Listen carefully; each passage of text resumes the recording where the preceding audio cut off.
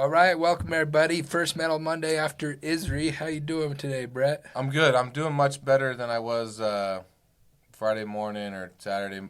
Yeah, I'm back on the. You back to feeling normal? Yep. Good. Yeah, get some good solid sleep at night. It was really good to do an event with no mask. First of all, do an event in person. Yes. A lot of people, since we really been hitting this social media really hard and marketing, I've met a lot of awesome people. Yep. But I haven't met them in person till this weekend. Yeah. Or not weekend, but last week.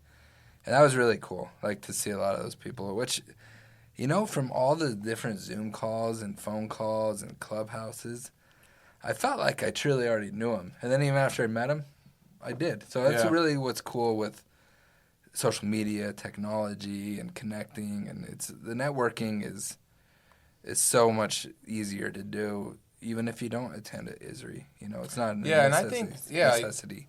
I was telling this to my dad last night. I had dinner with my mom and my dad. It was my grandpa's 91st birthday. Nice. So we cooked up some ribs and made some dinner, made an early dinner.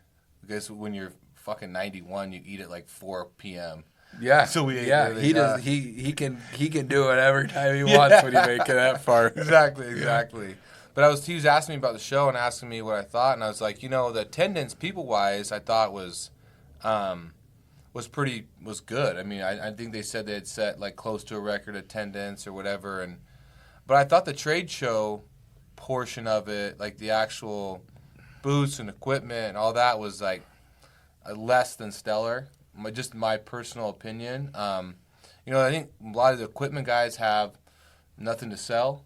It's either sold out or so far out, or to 2023 or 2024 maybe. There's no real show specials or anything like that you know, in the past, which is a good thing, I think, for the industry. That means that the market is strong for the equipment, the market is strong for that, but the networking part of it I thought was really good, as far as being able to see people we haven't seen in a long time, or see people that we've just been talking to via Zoom calls, and be able to actually like shake their hand, say hi, and, you know, go have a cocktail and a beer and you know, really, I mean, shit, there's people that we've done business with that I've never even met in person, you know, like, and significant business, you know, and so that part of it was cool. And I think that's the real value of an event like that, is the networking part. I mean, I think, you know, there's something pretty cool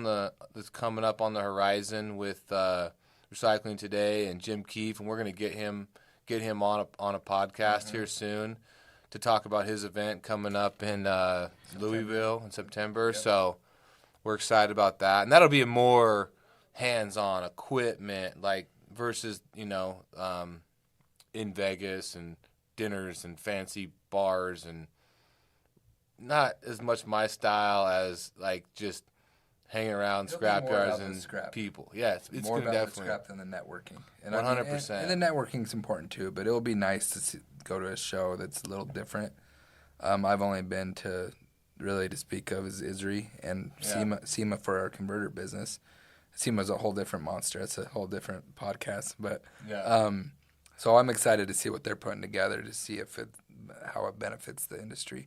I have no doubt in my mind it will, you know. I'm interested in that they did the keynote speech at the beginning, and they had that guy that's like the wordsmithing guy, right? The you know, that came out and kind of gave the difference between, like, you know, from a political standpoint, and also just from like how's the industry received.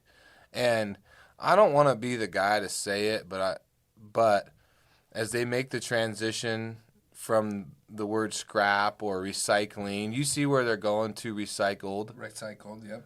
I don't want to be the guy to say we beat you to the punch, but I feel like we've been recycled. I mean, recycled Idaho, everybody. Yeah, like, you know, we've been saying that for 3 years now, and we're scrap guys, like through and through, like scrap in our blood. Like, I love the word scrap because it's gritty and it's tough, and I think it's going to be a combination of, you know, recycled and scrap.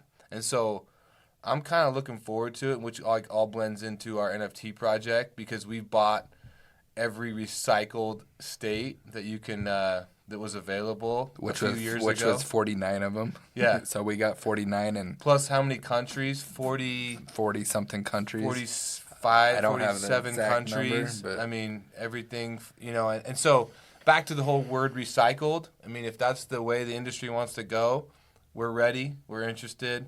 I'm not against it. No. When I heard that, I was like, okay. I could get behind that. I feel like we might have jumped the gun a little bit on that, which is, it's going to work out in our favor. But networking, man, it's huge. It's the way of the future, and I think that's what we're so excited about. Networking, technology, things are shifting so quickly, and a lot of people are already trying to adjust. Yeah. Continuing to adjust to this Web 3.0 is going to be interesting.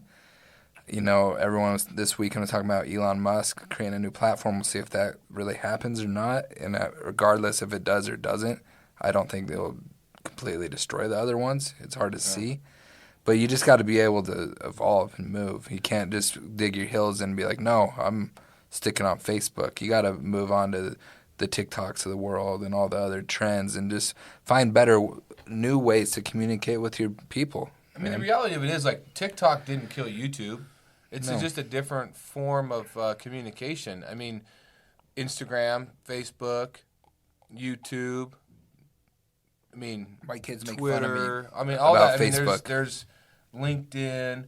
I mean, there's so many. I mean, even if Musk comes out with a whole nother social platform, that's probably better because it just creates competition for each one of them to up their game and be better at what they do. So I don't see that as a bad thing. And I really feel like, and we'll start beating the drum pretty hard on our NFT project because I feel like it's, scraps and recycling and, basically trying to get everybody to communicate and help each other. Because the thing about the keynote speaker and wordsmithing that deal is just as much about everybody being on a similar page or the same page and saying, hey, we want to, promote our industry, but also like where we're more grassroots. So like ISRI is interested in promoting the industry, and I'm just as much or probably more interested in promoting the individual businesses and the individual people in our industry because that's truly what makes the industry. I mean, it's all the small United Metals recyclings and you name it, ABC recycling of the world that actually make the industry. Maryvilles, the Admiral Metals, exactly. The so many other, the one in Florida that Justin Trundu owns, all those guys, It's those it's all the small and the medium sized shops that that make up the recycling, scrap, recycled, and we love whatever telling you those want to call stories. it, And that's where like what we're doing and versus what ISRI, it's just two completely different things. ISRI's helping with the legislation. Exactly. Which we're doing a little bit of that locally, but we can really lean on them to help us. We're like, hey, how do we do this? We need we want to be involved on this so these laws that get passed have the voice of a scrap yard. So we don't get, grouped up with the pawnbrokers. We don't get grouped with other people like that doesn't make sense for our law. So that's where like I really found a lot of value because I met some contacts this weekend where they could help me when I do speak with the lawyers building some new laws over here, which I support. Like I want to help make it work correctly, for law enforcement and for us. So, price of scrap is. So I did those spotlights for nickel, aluminum. I did a converted theft, and everyone was super positive with where the market's going to be the rest of the year. That being said, we're seeing some down markets on palladium. Palladium's getting beat up. Palladium was getting beat up end of last week, which we keep beating the drum. It's going to go back to 28, maybe 3,000. And, so you also have to keep this in mind with me and Brett. We sat down at the sports book at one point this last week. Bet all the wrong games. I literally had a ticket, and I made a joke. I was like, I should just bet the opposite of this ticket. If I would have done that, I would have won $1,000, But I didn't, so I lost a couple $100, and it is what it is. I was ready to lose it. So the key is sell into strong markets. Yeah. Like, that's the biggest thing. And, we're we're definitely, there's items that we've held on to, but there's most everything else, like we're full speed ahead. Like we're every month. And I still see $5 copper. I still probably see now. I see copper's still hanging in there though. Copper's sideways today. 470s, 471. Somewhere low 70s. Yeah. So that's great. Yep. I mean, that's great. Nickel, aluminum, everything else is hanging in. It's really just platinum, palladium getting beat up. And like the outlook for ferrous, everyone I talk to, that looks really strong. April looks like it could be a strong month. Another up month, I mean, we still got a few days. Yeah. That could change. And really, like, we won't know anything I doubt we'll know anything next Metal Monday. I mean, but we'll start hearing where people are closing, hearing what are people across the nation are doing. That's what's really cool about the networking and the camaraderie with other scrapyard owners, scrapyard managers. Mm-hmm. We can hear like, hey, what's going on in Indiana? What's going on, in Detroit? Yeah. What's going on in Florida? That's where the networking's important. And it's really nice. And we can tell them like what we're hearing too. Like, it goes both ways, And, we're in the Pacific Northwest, so it doesn't always translate. Like, we got different markets over here, So it's different, but where one goes up, the other should go up. Maybe not as much in one market versus the other. And that's where it's really been fun for me to connect with some of these people that without LinkedIn, Instagram, I would have never have met. Never. Exactly. So. More to come, but stay tuned. But for now, finish out March strong because April's coming like a freight train. Thanks, everybody. Have a great week. day.